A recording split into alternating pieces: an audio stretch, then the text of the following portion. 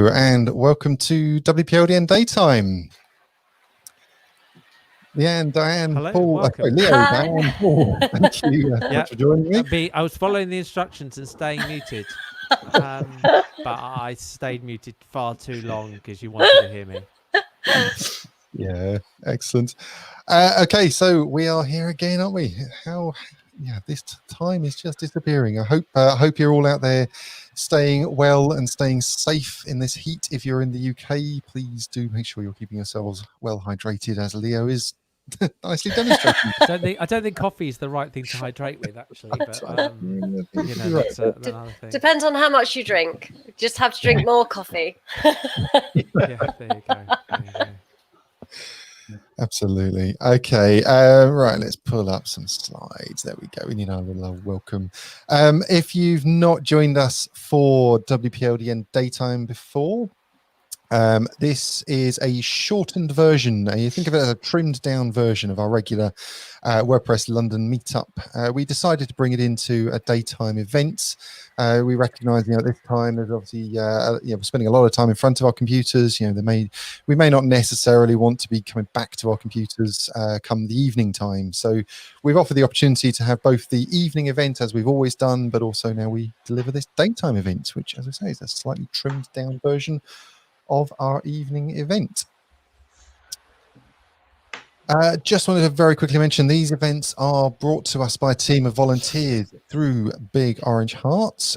If you are interested, you're more than welcome to come and join Big Orange Heart, bigorangeheart.org/join, and help build this community around the charity. I'll go into a bit more details exactly what Big Orange Heart is in a moment, but I just wanted to introduce my wonderful co-hosts. Diane, do you want to quickly have a quick hello? Hi. Yes. Hello. Thanks, Dan. I'm Diane Wallace, and I'm a freelance custom theme and WordPress plugin developer. It's so hot, I can't even remember what I am. Oh, yes. Paul, do you want to say a quick hello? Hello. Yeah. Too hot for much more than that, really. I'm Paul. I run a small agency just outside London, Smart Digital, and I also work on the Big Orange Heart sponsorship team. Excellent. Leo, do you want to have a quick intro? Hi, I'm Leo. I run a digital agency called Sotic. We deliver solutions for governing bodies and federations using WordPress throughout the world. And I announced yesterday, and you may have seen it in some other things, that we are now going to be building the world's rowing for everything to do with rowing throughout the world. We'll be moving over to WordPress from a bespoke CMS. Excellent. Oh, big congratulations on that one. And I'm Dan Maybe, the founder of Big Orange Heart. Oh, am I still there? You are? You are? Am I? Everything's suddenly frozen on me. Oh, joy. We like that. We like that. Oh, we're back. It's actually really good with using StreamYard. It's normally quite good. It keeps you going out even if you can't see yourself.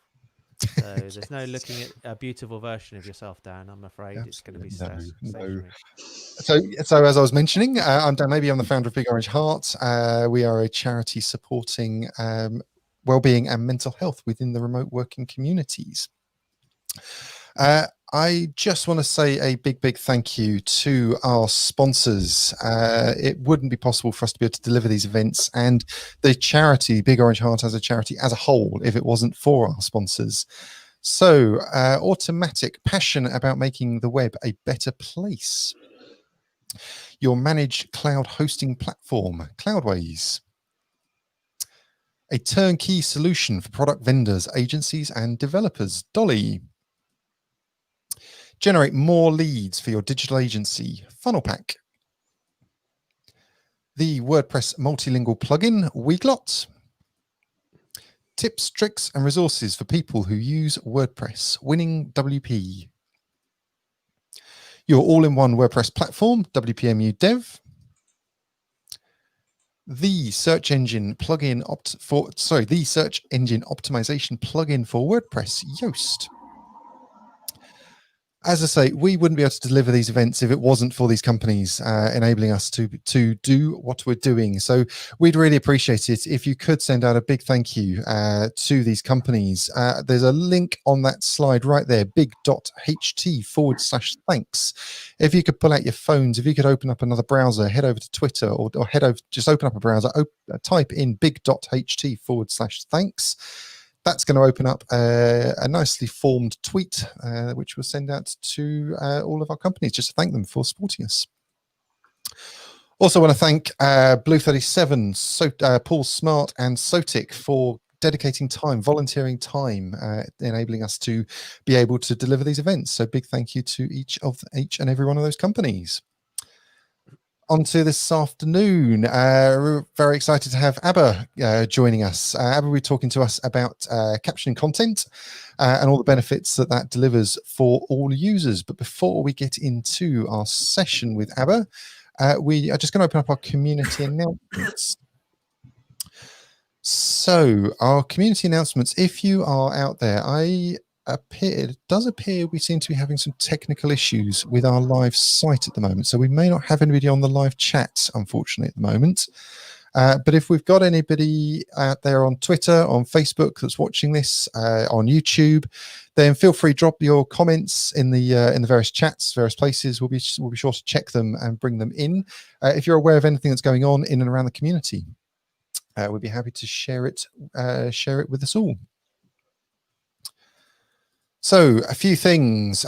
It's a busy time at the moment. Lots of things been going on. So just wanted to mention a few things. No in-person flagship events until 2022 has been announced. Yeah. Interesting. Is it a knee-jerk reaction the opposite way that there was a knee-jerk reaction that people were saying that we closed down too soon and we went to online events? I actually see the practicality of this one because the flagship events are very different to this, or they're very different to certain other camps. They're designed to bring a lot of people together, 1,000, 2,000, 3,000 people together and more. And to the logistics of that are very, very difficult in this current environment, and finding venues that will fit that in. So effectively, you need to find something that really is holding 25,000 plus and then socially distancing. And to put a lot of effort on communities and volunteers who run those events is really hard if they know that it may or may not happen. And so I sort of agree with it. I'm not sure I totally agree with the idea that the online flagship should be cancelled. Or what do you? I mean, that was a bit of an interesting one. Diane, what do you think on that? Yeah, I think I mean, I can understand. I think it's a shame because I think that the online events have worked really well, and I know that they can't replace live events, and I do understand that there's the same amount of work. So I do get that. I do get that maybe they, kind of that this is a reason, but I think that means that kind of there's not going to be any flagship events for a long time, and I think that it has been a way for the community to keep contact, kind of, as well as the social aspects. These events are where we learn about new technologies, and so I think it's a shame to cancel. I agree with you that I understand why cancelling in-person events, because we don't know what's going to happen next. But I think it's a shame to cancel the online events. I'm guessing that it is because of the amount of work that goes into them. It is comparable, but I think that there's enough value in them to kind of make it worth doing. I mean, Paul, you've got a similar, I mean, you and I have met each other at many camps. What's your feeling on this? I totally agree. I can see why they've stopped the in-person events. Totally agree with that. As for the online events, it's a bit of a shame, but I think maybe if there's a bit of question about whether the sponsors are getting the same engagement, so is going to be as much of an uptake from sponsors, so the funding side of it, perhaps. could be a reason behind that as well. But So it is a shame. we've kept talking. We've kept talking while Dan has waved his magic wand. Yes. Apologies if you were on the live.bigorangeheart.org site. There appeared to be a server issue which has been resolved, and we should be back on there. So if you were having issues, just refresh your browser. You will be back in the site now. But I just wanted to raise that. That raises a really interesting issue around funding, financing of WordCamps, and having these large, these large camps, unable to be delivered, because of course we know that some of the funding that comes from these larger camps enabled some of the smaller camps. So it just opens up, where's that funding pot going to start coming from when it comes to reinvigorating these camps? But it's going to come. It will come, because it's the same as other things. So Yeah. I wouldn't be surprised if you start seeing online WordCamps sponsored by Meetup style software vendors. Example one beginning with a Z comes to mind, but others start sponsoring things like that, and that's it. There'll be a change in that direction, and I'm sure that's going to happen. That's right. We've the platform that we're on right now, if you're on live.bigorangeheart.org, there's been discussion around the use of that, the use of what we've got there, because you've got the ability to freely move around between tables, trying to create that semblance of these in-person events. And we've opened up this platform.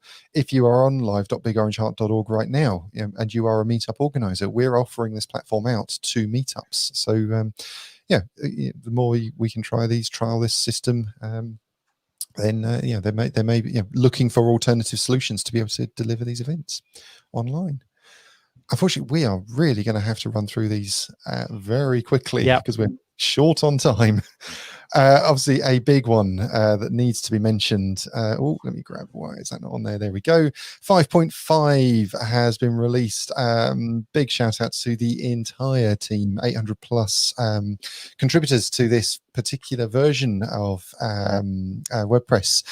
Huge amounts of updates, new elements to this. We've got things like inline image editing, device previews. The list just goes on and on and on. XML sitemaps by default, updating plugins via zip file. I also wanted to mention that actually our speaker today, Abba, has been heavily involved in as a member of the team in amongst this. She's asked us to highlight that there is the ability to run Q&A sessions around this, but I'm sure Abba can go into a bit more detail when she joins us in a moment to discuss that. Have we taken the plunge? Have we updated to 5.5 yet? As of today, I haven't. But sorry, Diane's more. I have lots of clients that I support. I have, but then for some projects, not yet, because there's some work that needs to be done around Yoast, because of the sitemaps coming into WordPress. So we just need to check on one project in particular, some things we don't want to index. So there's a little bit, so we're holding off on that to just run some tests. But most of my clients I have, and nothing's died yet. There is, I think this is, you could certainly argue that this is the largest update since the 5 release. And if you had the classic editor plugin installed, then it's like, it's a much larger update than pre the 5 release, because obviously there wasn't, if you had the classic editor installed, plugin installed on the 5 release, it was pretty much there really wasn't too much else that came with the 5.0. So I think the thing that I'm pretty sure we talked about it before, but the big one is the one right at the bottom, the update plugins, themes, and the automatic, is the second one down, automatic updates. This to me is the big stage and the big move forward. And it's a big thing to be doing it, but once you've done it, and once we're going on to automatic updates, then that will move the responsibility for an update working away from the customer installing it to the plugin manufacturer, making sure that what they deliver is rock solid.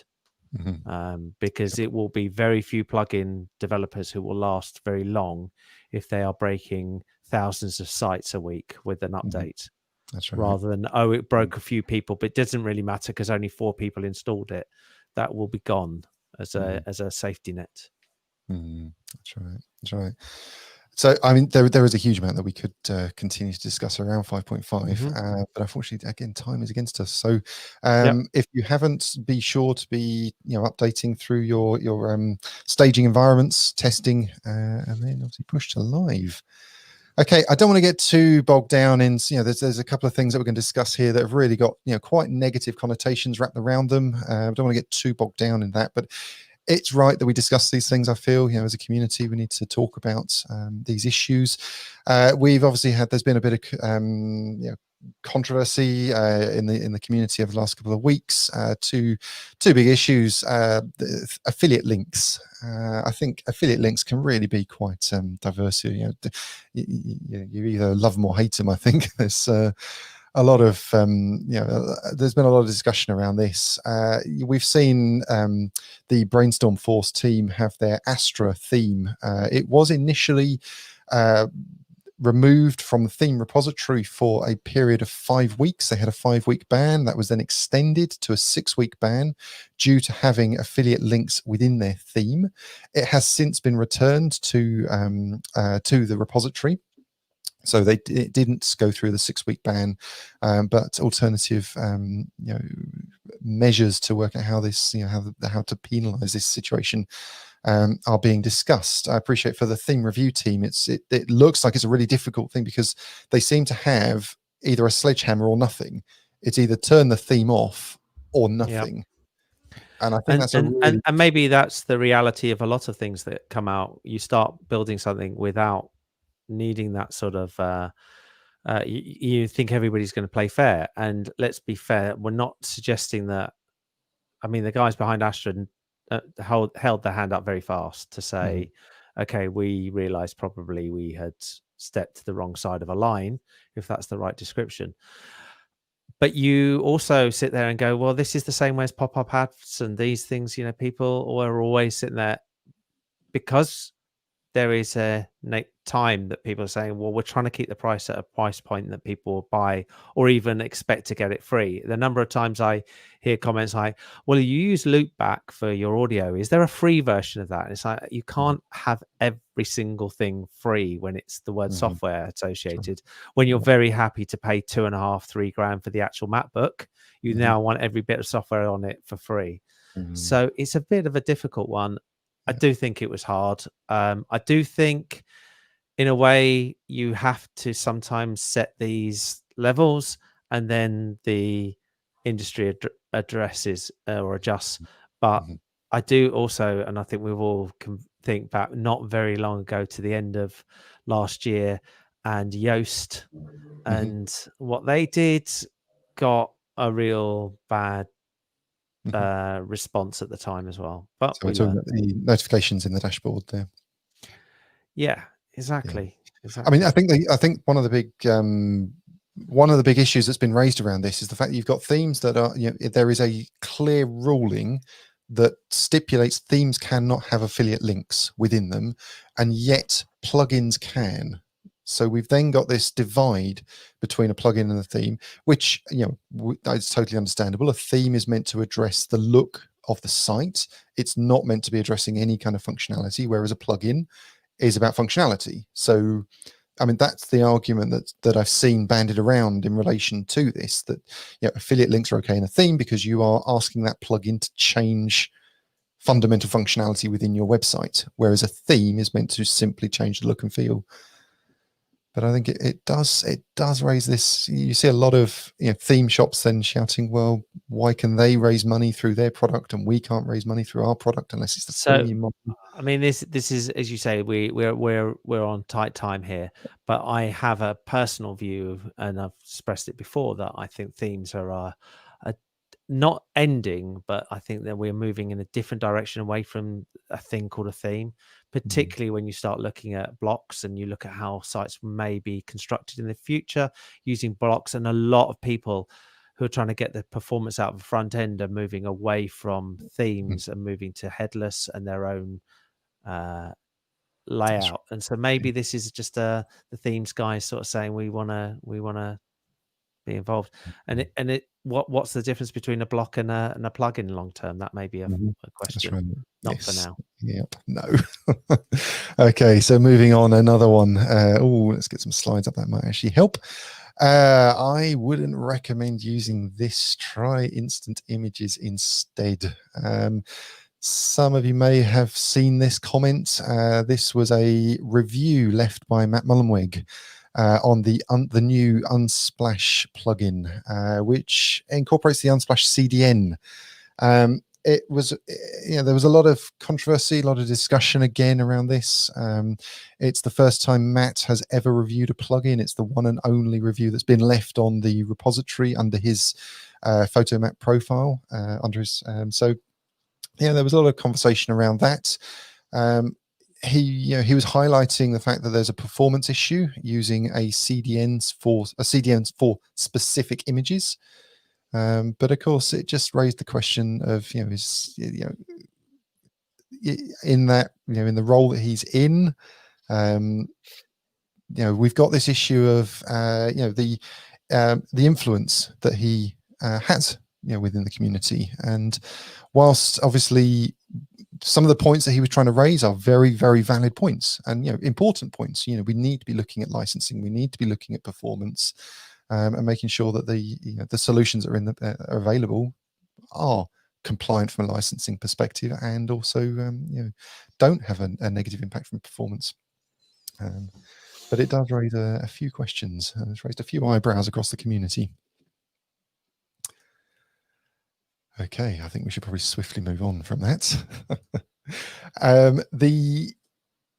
Just wanted to, where are my slides? Sorry, too many screens. As some of you may be aware, WPLDN has pivoted into Big Orange Heart. Big Orange Heart is a registered charity. Our mission is to support and promote positive well-being and mental health within the remote working communities. We have just launched our well-being and mental health survey, our annual survey into the community. This survey we ran last year, 2019. We planned to launch in April this year, as we did last year. Of course, we had to reconsider that given the global situation, the global crisis.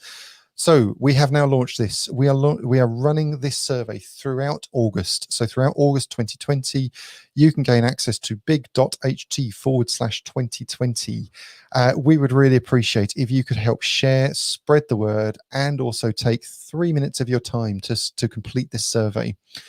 It is entirely anonymous, and it does help us shape the way we deliver support within Big Orange Heart. We changed the way we were delivering support based on the information that we received from the 2019 survey. We are going to be compiling the data from our 2019 and our 2020, bringing those together and open sourcing all of this data. So please, this is fully anonymous. If you can help share the word, big.ht/2020. We would really appreciate that. You can also do that by hitting big.ht/2020 tweet. Again, that will shape a nice little form a nice little tweet for you to get a link shared out. Right, that's enough from us. Let's invite Abba up on stage to come and join us. Abba, welcome. Can we leave her on mute? What did I say, Dan? It would take him less than 30 seconds to come up. So I think I win that bet. You do. Abba, thank you so much for joining us. Really appreciate you giving your time to come and be with us. If you're out there in the community and you've not met Abba, highly recommend getting in contact. Is that your Twitter we see on your name there at Nonstop? It is, yes. Excellent. Well, Abba, we appreciate we've overrun ourselves, so we're going to disappear and give you the time that you need for your talk. We're going to bring your slides up on stage now. We're all going to disappear. If you are out there on live.bigorangeheart.org or out on Twitter, Facebook, wherever, do drop us. If you have any questions, drop them in the comments. We will be sure to grab those questions and bring them up on screen. Abba will be holding a live Q&A session at the end of her talk. So, Abba, we are, oh, let's bring that up for you. We're going to drop out and it's over to you. Thank you, Dan. As Dan said, I'm Abba Tuckle from Nonstop News and Nonstop Business Support. And thanks for joining me today, and the crew of WordPress London and Big Orange Heart. A big thanks to you as well. I'm here to show you why you should love captions and how you could become a subtitling champion. We're joined today by some of the WordPress global marketing team from other countries in the world, and we've invited some of our accessible testing colleagues to come along as well. As this talk will not have captions during the live presentation, we've prepared a link where our colleagues who will be lip reading or viewing translated subtitles we've already prepared can follow along. So I will try not to move away from the text. I've been told I'm not allowed to, and say that the captions will still work for the people who are doing some tests for us and who've already expressed that they need the captions for today. But it does mean that there will be times in this talk that I will appear to be talking to two different screens and pronouncing words in a more distinct way. And that's to help the people that we have who are watching today and who are going to be lip reading. So I appreciate that may seem slightly strange if you're not familiar with that, but I do ask for your understanding and support for this accessibility and usability so that we can have more people involved and we can test some solutions for the future. So now I'm going to see if I can actually move my slides on. So, okay. So captions, contents, and customers is what we're going to be looking at today. So if you weren't expecting that talk and you're expecting something else, then please do stay around, and we hope that you'll learn something and be so smitten by captions that you won't ever want to not do them again. So as I've said, I'm Abba, and you can find me on Nonstop News UK on Twitter, on Abba Nonstop News UK on the WordPress Slack. Dan mentioned the Q&As that we're doing for the very first time for the 5.5 release, and we hope to have for future releases. We would really love a lot more people being involved with that. And if you haven't contributed to WordPress already, this could be an opportunity to do either the 5.5 or to be a subtitling champion. And as Leo no doubt is saying, she never misses an opportunity to recruit new contributors. So just have that one for the checklist. So to caption or not to caption, there is no question. So apologies to Shakespeare, but I think if he was with us today, and he would actually agree. And because the Bard really did know the value of making words accessible to more people. And as we're WordPress London today, it seemed fitting to mention Shakespeare. It is all about understanding the words, and today we're going to be talking a lot about that and throughout the presentations. So this will appeal to you from a marketing perspective, but as well as if you are working in any part of your organization, including trying to get more customers. It's not just the words, it's about understanding them, and captioning and subtitling can definitely aid that in all sorts of ways. So I'm just waiting for the captioners to catch up. Right. Streaming video is increasingly accounting for a large proportion of all internet usage. Recent surveys by Statista and many others have shown that video represented up to 95% of all internet usage in many of the countries that have been sampled. Research in the last year, and particularly during the pandemic, has shown that most countries have had a huge growth trajectory in video use online. And you won't be surprised that as we continue in the pandemic, that is continuing and tripling and quadrupling. Online video consumption cannot be ignored by business or other organizations who are creating marketing strategies, engagement strategies, business development, or just want to get to know their customers and communicate with them because they want to do new things and new communications. In an increasingly crowded marketplace and with more sophisticated production software available to even the most modestly resourced organization, it makes no sense to omit going the extra mile or kilometer to finish off your videos by adding subtitles or captions. A question that I often get asked when I'm talking to customers about their video content, and as part of the Make WordPress subtitling campaign that we're doing through the marketing team and WordPress TV, is why should I bother?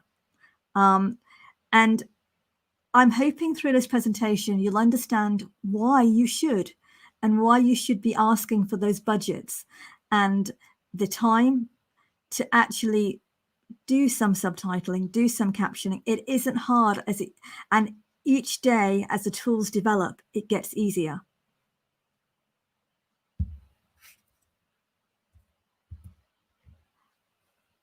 I'm going to have introduce you to this slide. I was hoping it would play a video, but I'm not sure it's actually playing. So I may have to just talk over it. If you can hear a video, hopefully it's not hearing my speech over it as well. So when you think subtitles, I really would like you to think this slide and remember that when you are pitching for why you need the time to subtitle or caption something. This is a common issue for people. I just can't access what you're saying. And that can be for a variety of reasons, from accent to the way we sit. And it's very easy as when you're doing presentations to vary your speech pattern without realizing how that affects how people can hear you. So if I sit back here, you're going to hear me a lot less and a lot quieter. If I sit forward and up, you're going to hear me a lot clearer, and you're going to be able to understand, hopefully, more of what I say, particularly if I look directly at you and you can see on the words that you may not understand what I'm saying. Subtitles help take away a lot of that. But for search engines, they don't have that option. They can't actually see how you might be presenting. So captions may be the only way they can really access what you want. We're going to first have a look at what these things really are. So what are captions and subtitles? Well, of course, apart from the obvious to me at least, they can be life-changing for some of our colleagues.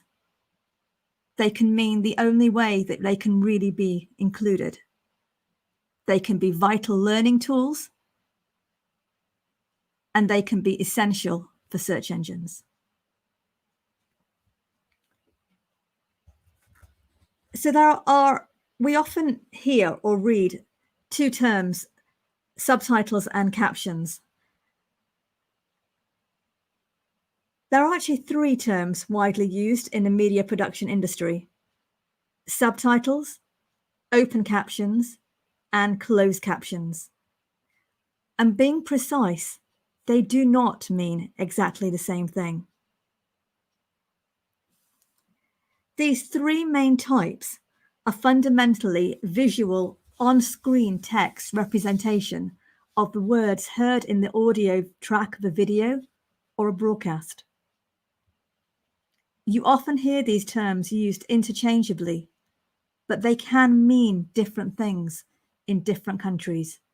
So if you're planning to use whichever of these tools, make sure it's right for your audience and your country.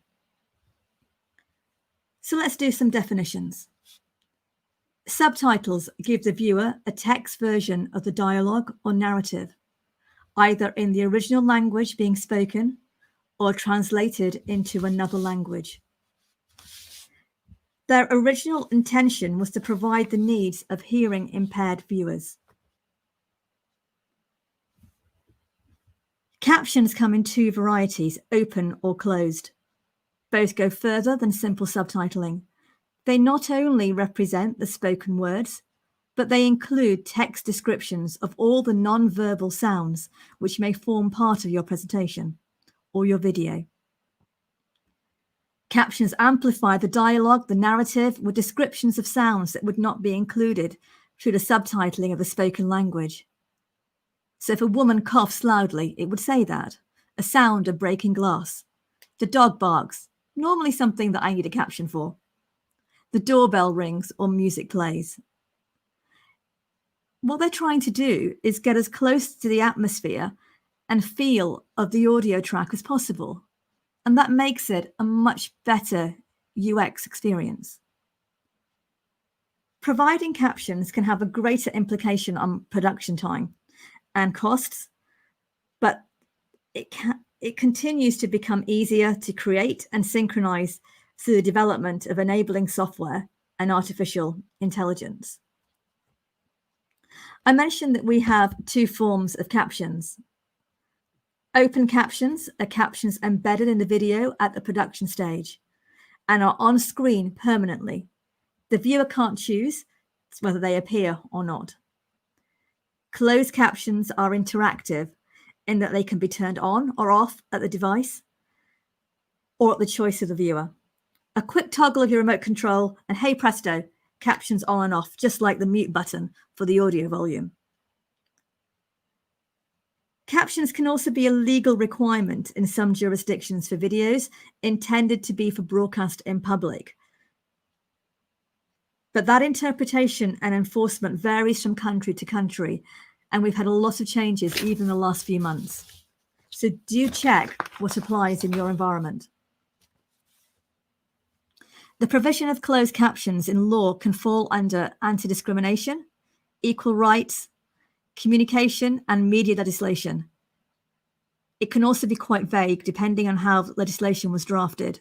So it's always worth checking what's happening in your environment, what the cases have been taken, and seeing whether you need to change your practice. The United States has become increasingly stringent on this for public bodies, and many European countries now expect their governmental bodies to ensure basic subtitling of online videos, including on platforms such as YouTube and the like. And for the people out there who think that auto captioning qualifies for that, it doesn't.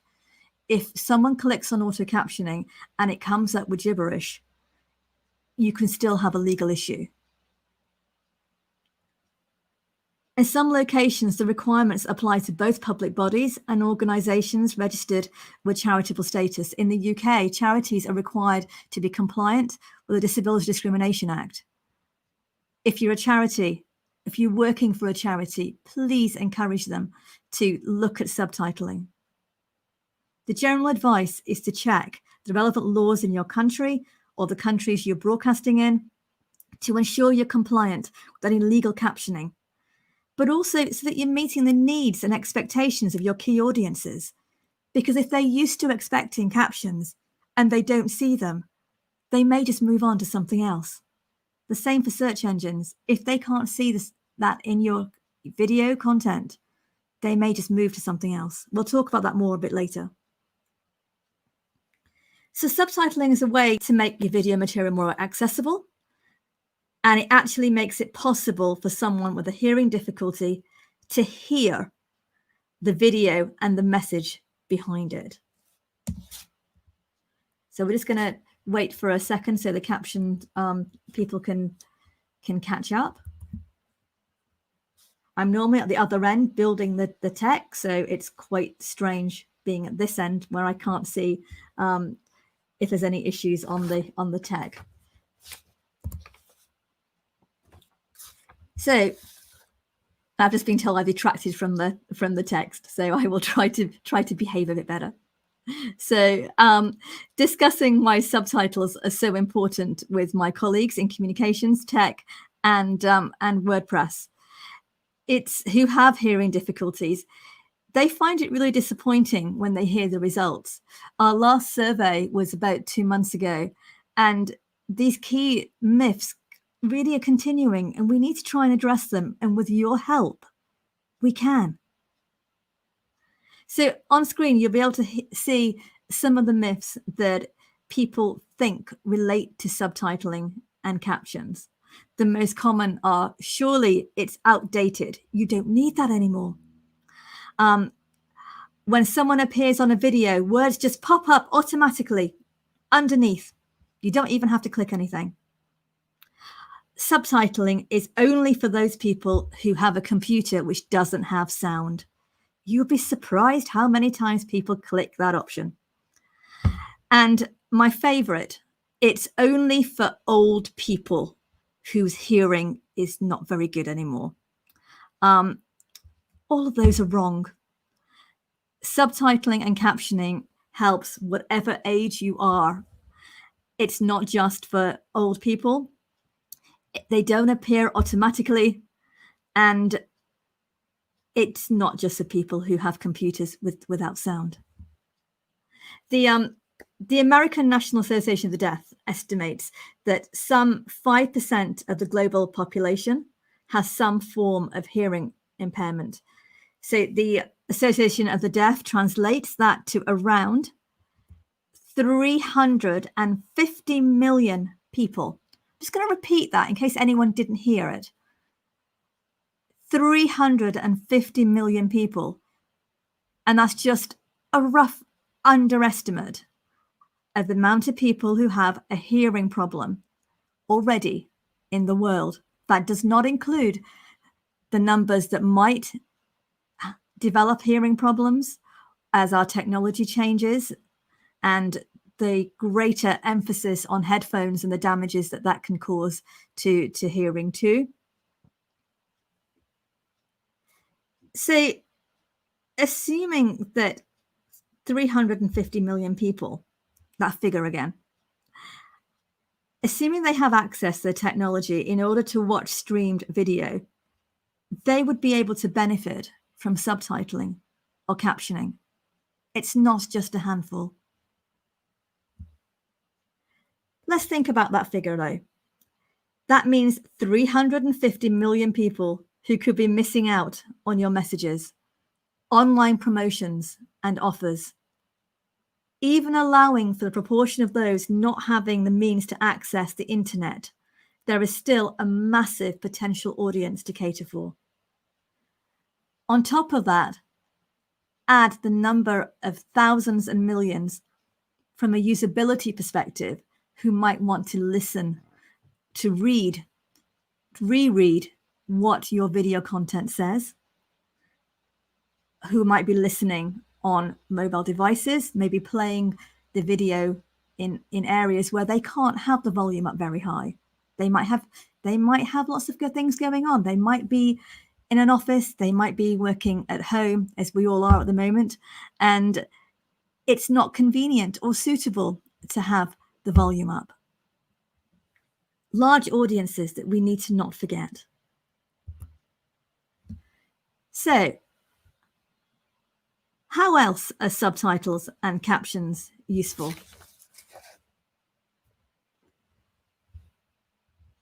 They're useful for all sorts of things. Apart from accessibility, that is quite a very important point. Translation, business planning, internal and external training. And they're more usable if they're corrected with the growth in online tools and AI. One of the common examples of an automatic caption is when a caption thinks that you're talking about cows and udders when you're actually talking about the place called Huddersfield. Never gets that right. Again, we're just going to wait for the captioners to be on the same section. Subtitles also facilitate the translation of the original language into other language. To get your talks and your videos used around the world, it's a really simple solution. Have it subtitled and captioned. It makes it so much easier, and in some cases even possible, for others to translate that text into other languages, either in their own heads as they watch along, or using the apps when they're reviewing what you've told them. For those of us whose first language is English, it can be hard to comprehend how much this translating function of subtitles matters in everyday life. Subtitling television programs, films, and online video entertainment is much more common in countries where English is not the main language. The need for these language tools to be part of the business plans and marketing campaigns is frankly much better understood in those countries too. But we live in a multicultural and multilingual world. Your customers and stakeholders in your target locations are likely to come from different language backgrounds and have varying fluencies. Let's make it easier for them all.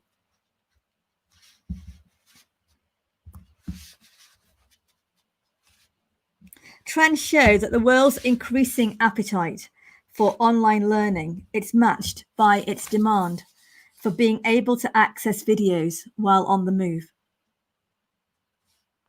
Train and bus travel with improvements in Wi-Fi have seen commuter journeys turn into mini classrooms for one.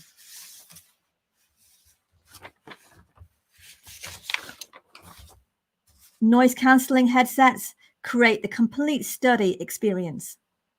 In our current times, audiences often want to watch video content in busy households or in bed and don't want to disturb others around them. The only thing is, much of this learning and assimilation is only possible through having subtitles and captions.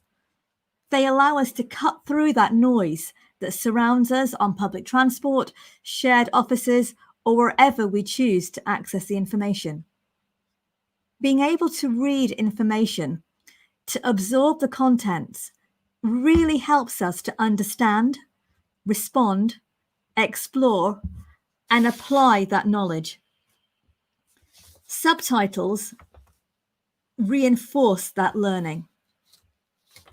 And I've just been told our video that we had on next isn't going to caption, so we're going to talk over it so that the people who are following don't miss out. But we'll put a link to it afterwards so you can actually watch it in your own time.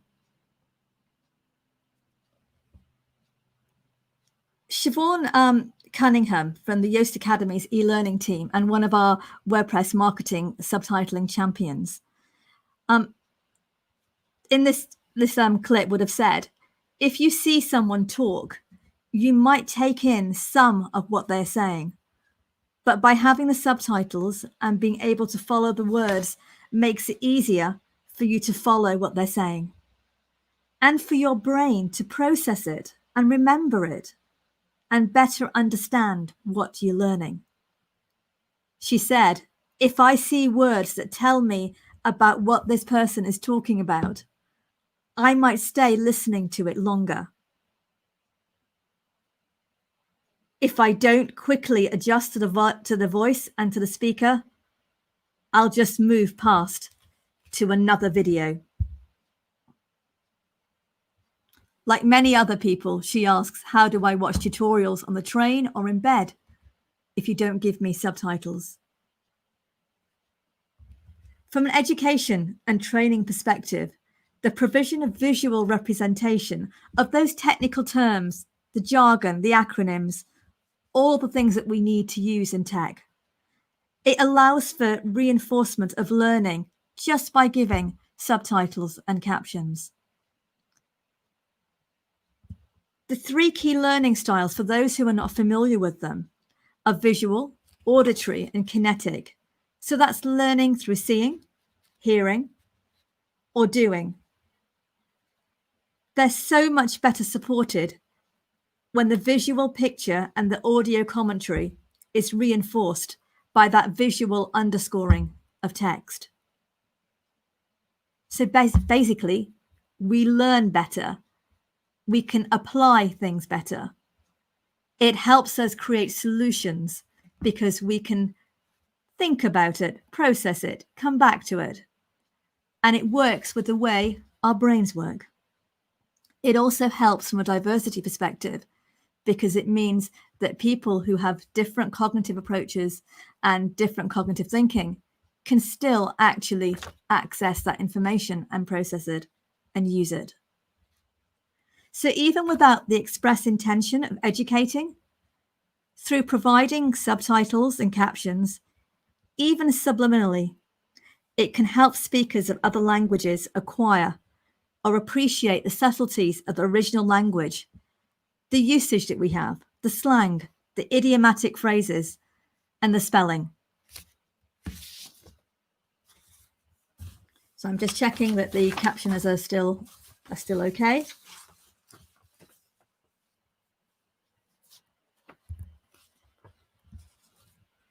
So many people say to me, and I train as a journalist, and one thing that we were taught was a picture is worth 1,000 words. Except, it's always an exception. What if you can't hear the words of that talking picture and there's no clues to what's being said?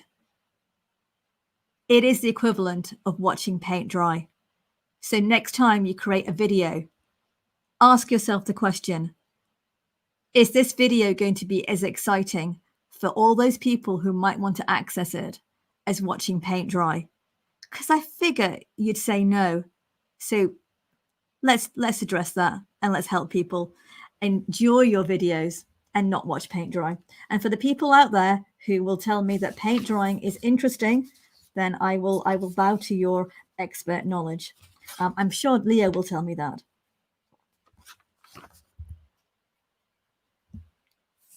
So we're just going to have to, there's a slight delay with the captioners. So they're just catching up.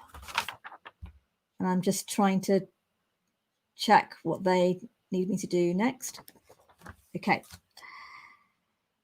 So we're going to talk about search and why search actually cares about subtitling, because surely, you know, nothing to do with search. But actually it is. So closed captions can encourage the engagement of content of online video from a marketing and reputational message perspective too. So if you are having difficulties with an issue and people are misunderstanding it, or there is some news issue surrounding it, making sure your video is going to be found by search engines through having closed captions is really important. Closed captions can be read by search engines in the same way as they read web page text, and therefore it has an aspect for search engine optimization that's going to be boosted. Google bots and other spiders crawling around. Never get over the fact I'm talking about spiders. They're crawling around incessantly, indexing web pages that they cannot as yet watch moving images or listen to audio. It's coming, but it's not quite there yet. But what they can do is hone in on captions. Videos with closed captions rank higher on Google search than those without any, according to a study carried out by the US broadcaster American Digital Networks. Some advanced searches allow for more specific searching of closed captions as well, which means that your content is more likely to be found by particular searches that people might be doing for shopping or for research. So it really is worth looking at how search is finding what you are trying to put out in video and including that in your video content and your captions. It goes without saying that additional traffic directed to your site by a high search ranking will lead to an increase in traffic to other landing pages or content you want to bring to the party. The benefits of engagement and SEO combined make a powerful argument for ensuring your online videos are posted with accurate, legible, closed captions. So again, if you're using auto captions, please check that it's actually saying what you think it is.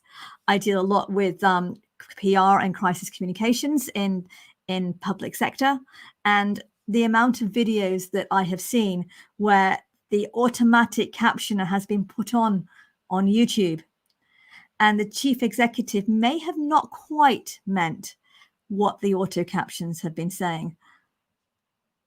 It really is important to check. It really is important to check the spelling, because it could be something completely different that's actually being said. And actually, sometimes something that's going to get you into more trouble. The Scottish audience development company, Cultural Republic, it runs workshops in captioning, and they say that adding captions to YouTube videos has been shown to increase completed viewings by at least around 7%. They also quote research which shows that 85% of Facebook views occur with muted audio. That's 85% of Facebook views of videos don't have the audio switched on. So that identifies a trend for multitasking. We've all done it. How many times have you watched a video where you're kind of looking, if you have captions, they can actually hear what you're talking about. Users watch videos but are doing something else at the time. Let's make them want to stay watching, hearing, understanding, acting on the information that we're telling them. As Siobhan said, if she can't access the content easily, if she can't hear the pronunciations, if she can't see captions, she's going to move on to something else. Bots, they can search and search and search. If you haven't got that captions in your video, they will not understand it. They will not know what you meant. They will not know that you intended to get to captioning at some point. They won't care. They'll just see no value and move on. Help me hear you. We've all been in conversations on Zoom or in real life where we're saying, what did you say? Asking somebody else, did they say this? Misunderstanding completely. Oh, right, the pub, that pub, we'll meet you there. No one's here. Just think about that when you're talking about and thinking about your video right from the beginning of when you're creating that video, when you're talking about it, when you're scoping it. People don't like being in the dark. You probably don't like being in the dark. Let's put the light on for people. Let's make it easier for people.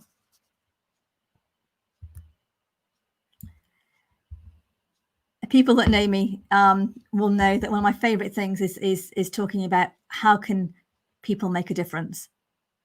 As a communicator, as a campaigner, that to me is really crucial. Well, I'm here to tell you, you can make a difference. And I'm hoping that you will make a difference. Become a subtitling champion. It really is easy. You'll learn a new skill. It's great to put on the LinkedIn, the CV. It's great to show that you have a support of accessibility and UX and UI. Play a part in helping people improve their knowledge about our industry, about our community, about tech in general. Play a part in empowering people who really can't access this information, who can't campaign for it as easily because they can't hear it. Help them be able to access all that wonderful content that is out there, including on WordPress television. make those talks easier to access. Make them easier to access for people whose English is not as strong as a native speaker. Make it easier for everybody to learn. Make it easier for you as a speaker so that more people can follow and understand, be inspired, and act on what you're asking. Invest in subtitling. Please talk to your companies, your organizations, your clients. Encourage them to think about subtitling right at the beginning. If they're asking you to make a video, ask them, how are we going to do subtitling? Don't ask them if they're going to do it. Let's change the conversation. Support WP diversity and tech accessibility. It will only change by us changing it. The technology is getting better. It's so much easier now to check an automated caption and make it work better. Please help. Thank you. Thank you for listening. Thank you for bearing with us so that the people who are lip reading can actually follow as well, and the captioners can follow. I appreciate sometimes it mean that the main presentation might have to have gaps, but I do appreciate your patience and understanding. And you can find me on Nonstop News UK on Twitter. If you want to be a subtitling champion, you want to subtitle, find out more about it, come and join the Make WordPress Marketing Slack.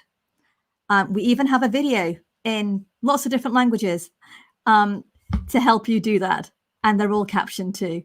So if you go to Make WordPress Marketing Team on YouTube, you'll find out how you can join the Slack and WordPress.org. You can also contact me on Twitter, and I am Abba Nonstop News UK on Slack. So back to you all.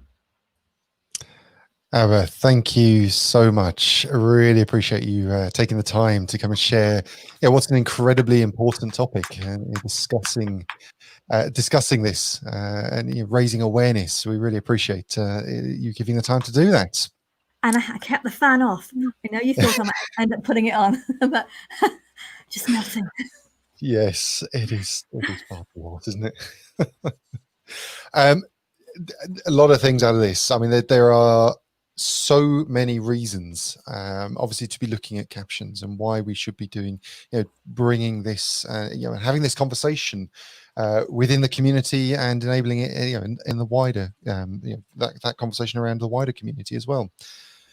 So, thank you. Really appreciate you giving your time. We have had a couple of questions come in. Just see where we're at. Okay, so where are we? Oh, a couple of statements really. Claire mentioned that she'd been captioning for WordCamp videos and it's been hard work.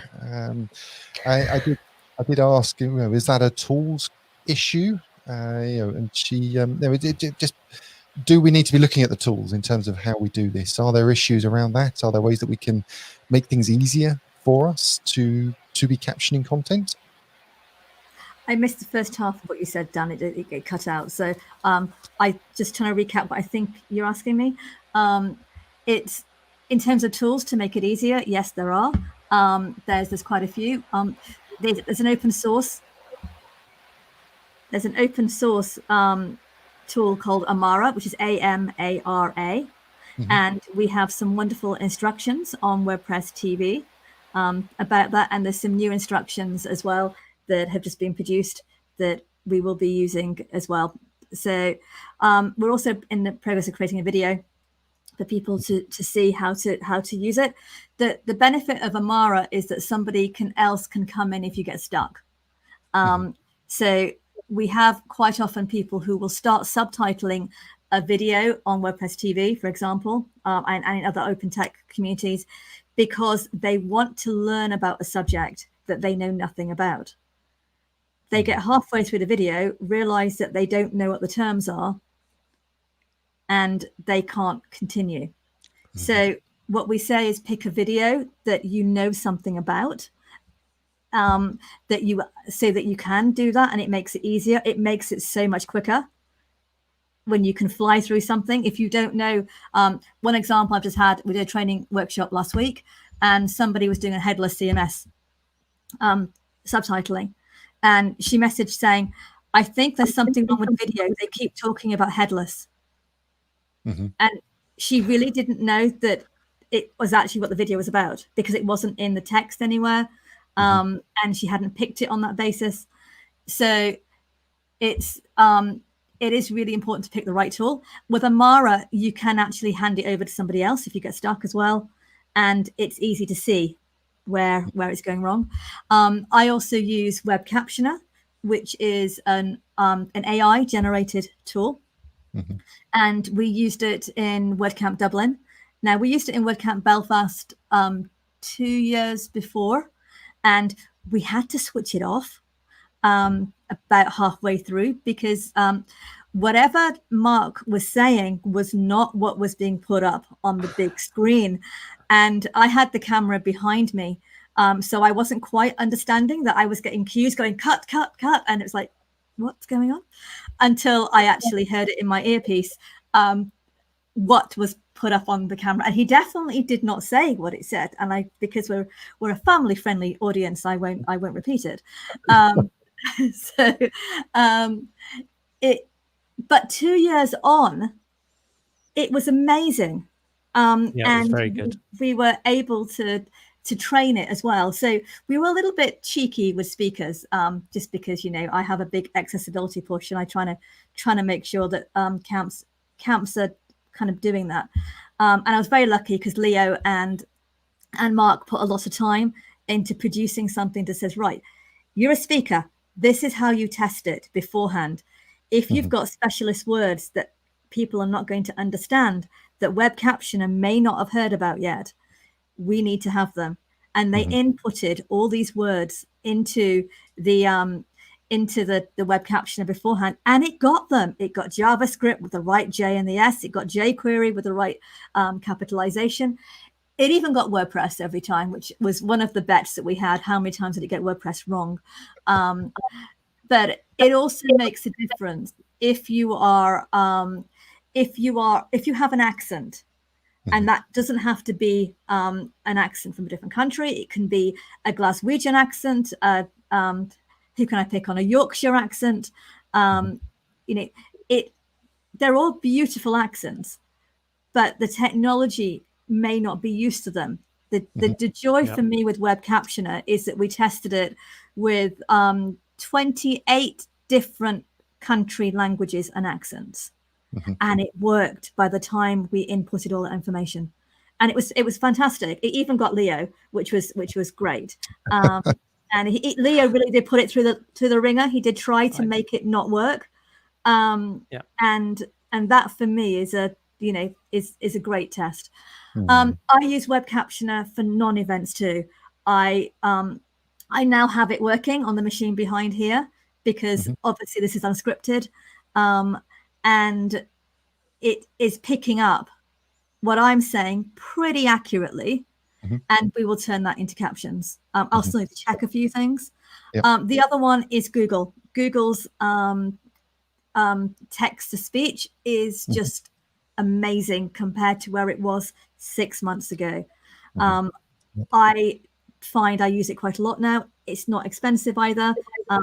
You can test it. There's lots of Chrome add-ons that you can use as well. I'm now playing videos and trying to see how much it can pick up. I'm cheating because I'm putting the videos up on a big speaker and trying to get Google to think it's a real person talking. Sure. I think there's lots of examples of that, Abba. I'm looking at while you've been talking, we have this going out live to Facebook, and Facebook also does automatic captioning. And most of what you're saying is picking up. Most of the technical words it's picked up. Not all, but I think that's a good example. It's like trying to turn around and say, does a 3 or 4 year old understand everything you say? No, that's exactly what we should be looking at. It doesn't, but it will do eventually the more and more it's listening to it. And that's why under this time that Facebook just decided to let this loose because they knew they were going to get a lot more videos, and that's proving the case. And the more they have it, it's turned on automatically on every single video that goes through Facebook. Even if you turn it off to not watch it, they're still listening, and they're training their algorithms. And I think it will get better. And I think that's it. Yeah. And And with Facebook's also looking at how you can correct it as well. So that's all been looked at. And Instagram videos are obviously using the same technology, and they're looking at that as well now. Okay. Do you mind if I just run a very quick little experiment here? Yeah, go. Yeah. Okay. So, Paul, I'm going to take you off screen for a moment just because I need the 4 screens. So I'll bring you back in just a moment. Okay. This is something that we've been running and looking at, potentially using as a solution. Now, what I'm going to do, Abba, is I'm going to ask you a question, and I'm actually going to turn my camera off. And in theory, we should see your response in captions on my screen. Okay, so we're going to give this a try live and see what happens. Leo, I'm going to bring up the... I love live experiments. That always goes so well, doesn't it? Leo, I'm going to bring up Claire's question that we've got queued up, ready to go, in relation to YouTube. So this is not a perfect solution by any means, but it's just something we want to take a look at and see what the response, see how it deals with this situation. It's not going to be able to separate 2 people speaking. So I just want to be very clear about that for now. Okay. So I'm still going to be here, but I'll turn my camera off.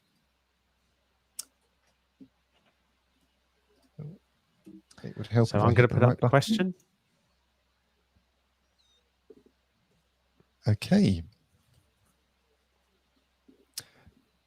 Leah, would you mind asking the question? So the question to you, Abba, is Claire would like to know, what do you think of YouTube dropping community captions for videos?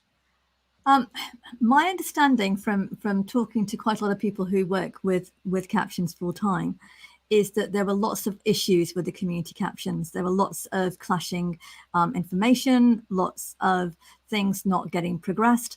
And what YouTube is trying to do, from the information I've read so far, is to put the onus much more on the actual creator to actually make sure that the captions are correct and they are what they're meant to be. There were a few community captions that were actually putting very different text. And again, we've had this from Reputation issue previously, the outside community captions area, where if you haven't automated your captions, there was a Prime Minister's caption, maybe last 5 years, that was on a YouTube video, and somebody put up, because you can upload them to any video, completely different wording to what was actually being said.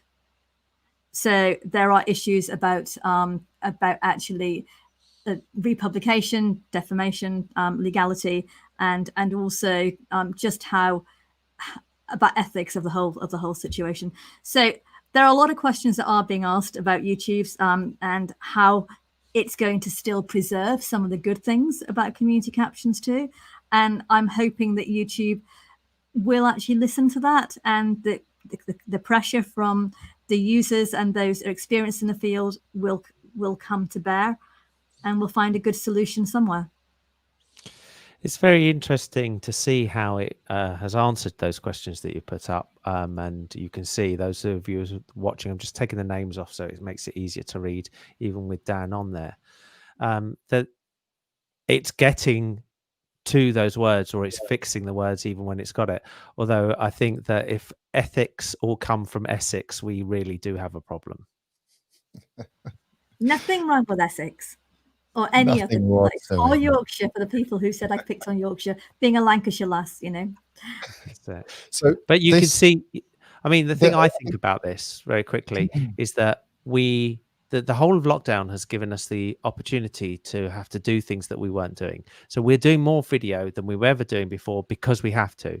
And I wonder if this, as you've come up with here, Abba, is because the need of this is becoming more and more relevant. People are getting older, which means that the population need things. We just need this sort of technology. And I loved what you talked about, the fact that it's usable when people are, at home and they're sitting there I generally read a Kindle at night time when they change to a Kindle with a light behind it, it's a game changer, because you can sit there and read at night without disturbing anybody else. Couldn't do that with a book. Can I just take one of the questions that's come in from our screen who are lip reading? Is that okay, Dan? Mm-hmm. Of course. Yeah. So they've asked about Zoom and how you can get over the issue, because lots of meetups and events and even work meetings are happening on Zoom.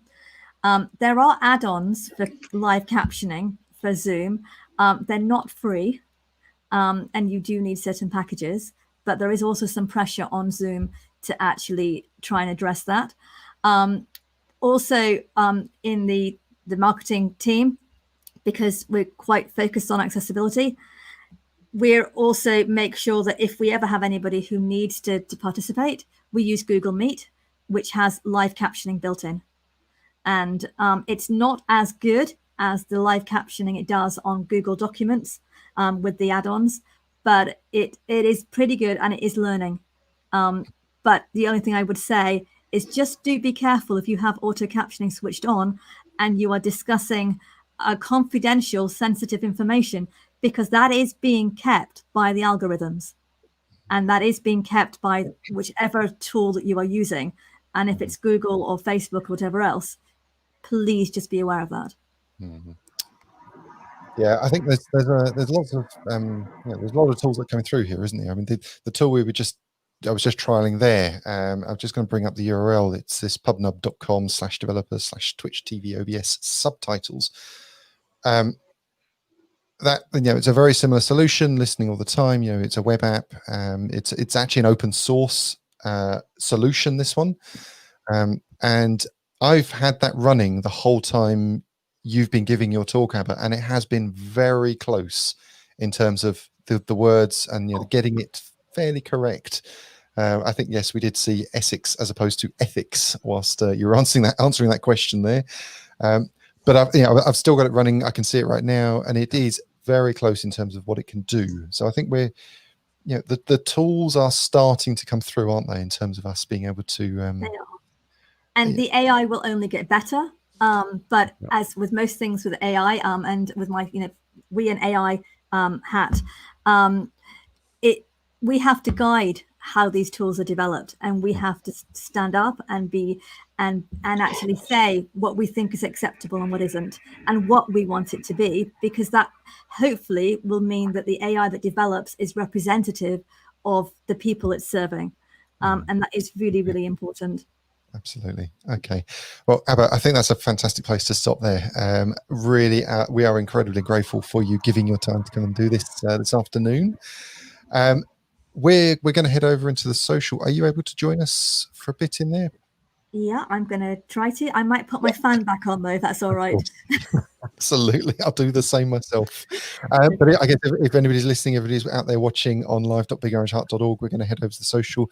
If you've got more questions, then we can continue that conversation over there. So, Abba, we really appreciate your time. So thank you very much. We shall speak with you in a moment. Thank you, Abba. Okay, so just going to quickly wrap this up, and so we're going to drop into the social. But just wanted to say a big thank you to our sponsors, Cloudways, Dolly, Funnel Packs, Weglot, Winning WP, WPMU Dev, and Yoast for sponsoring Big Orange Heart and the WordPress London Meetup. So if you could, big.ht/thanks is the URL to get that tweet out, just to thank everybody. We are continually looking for feedback. We're wanting to make sure that these events are appropriate for you, the community. We appreciate, obviously, we're having to continually adapt and evolve at this time. So WPLDN.UK/feedback. If you could, we would really appreciate hearing from you. Our next event is going to be our 12th anniversary. 12 years we've been delivering the WordPress London Meetup. That just feels quite staggering. 27th of August. Really happy we got to two fantastic speakers. Lee Jackson is going to be joining us as a speaker, and please forgive me, my pronunciation of names is always terrible. Marchar Palmowski, I am so sorry if I've destroyed that name. But we've read two very different topics. I'm really looking forward to hearing from both of them. Our next daytime event will take place on the 10th of September. Same place from 1 p.m. UK time, 1 p.m. BST. We will have Jan Kosh is going to be joining us as a speaker for that event, talking about growing virtual events into 10,000 attendees. As I've mentioned before, we have got our wellbeing survey out in the community. We're looking for any individual that undertakes remote work. We are wanting to hear from you from a wellbeing perspective.